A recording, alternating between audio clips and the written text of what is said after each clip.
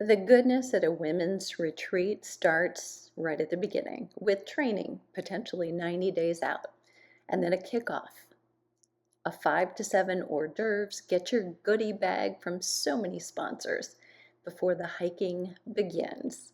So we hike every day, nearly every day on each trip in the morning, sometimes long, sometimes short. You can see the puddles there. We end usually with an afternoon easier event. Kayaking, stand-up paddleboarding have been among some favorites.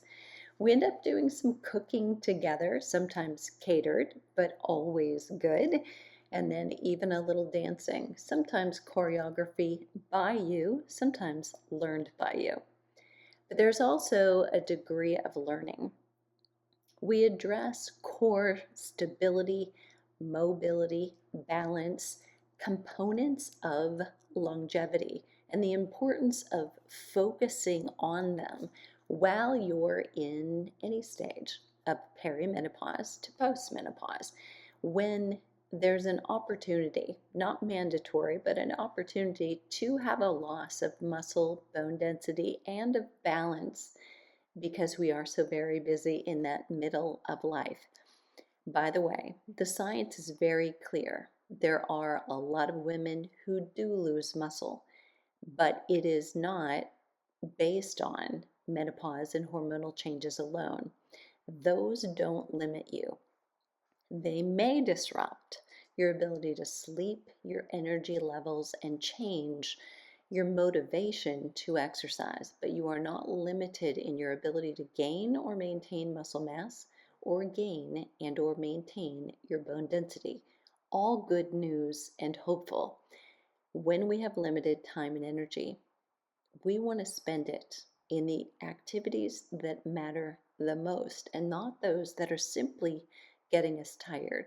We spend time throughout the retreats talking about this, as well as doing workshops similar to this one, working on core, stability, balance, and mobility, talking about the difference between static balance that you might do on one leg in a cool, calm yoga studio and that kind of dynamic balance that we need to avoid falling.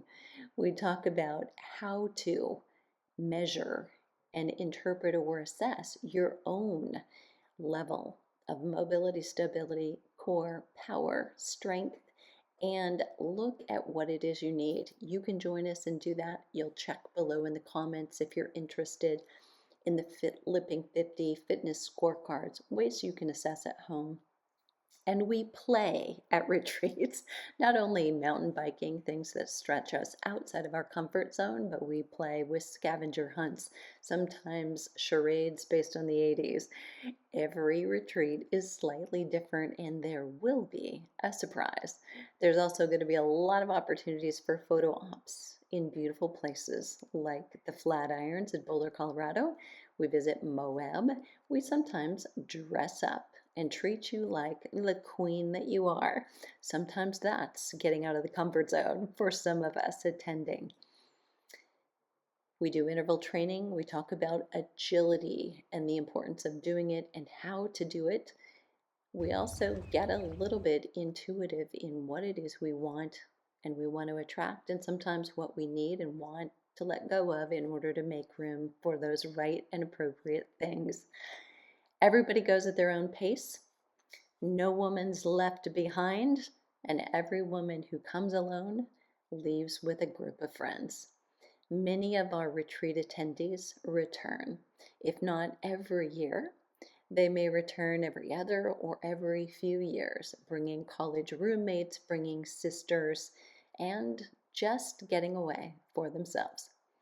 Our last morning is usually a sunrise hike. This was the last morning in the most recent one. We do wish you were here, and if you're interested, you will learn more about this soon.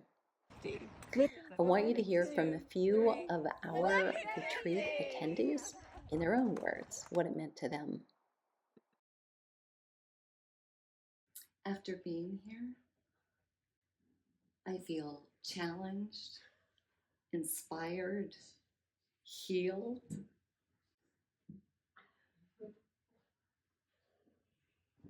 motivated.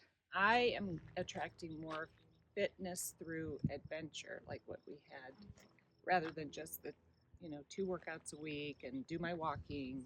So, and I'd like to attract some more people to come with me on those adventures. The paddleboarding I'd never done, but it came easy to me, which was surprising.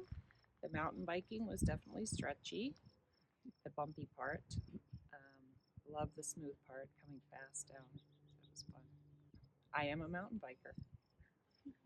I come on the Flipping 50 retreats because it's a way to take me out of the ordinary everyday distractions that keep me from being focused on me.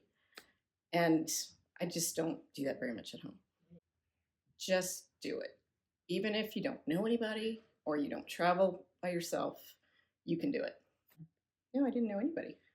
And now I have friends that I see every year and I meet new ones. And it's always just a really fun time. I signed up because I do a lot to take care of myself, but it's on my own. And I really wanted to surround myself with people like me, people who are part of this community with Deborah, and just feel really grateful to be here.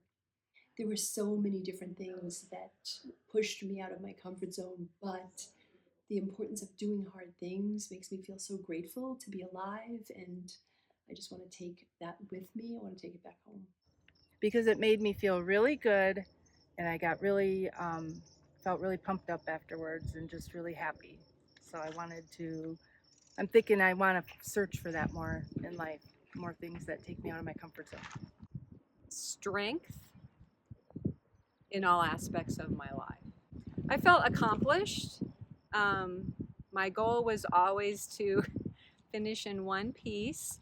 I didn't have a goal of speed or anything else, and so I met my goals, and I felt like I had accomplished things that I wouldn't necessarily choose to do on my own, which is why I like the retreats, is that I am pushed out of my comfort zone and I'm doing things that I wouldn't choose. I need to attract more friends that are interested in fitness and activity. Only regrets not wearing tights instead of shorts for the bike ride. And no, I thought it was really cool. It was a really great adventure.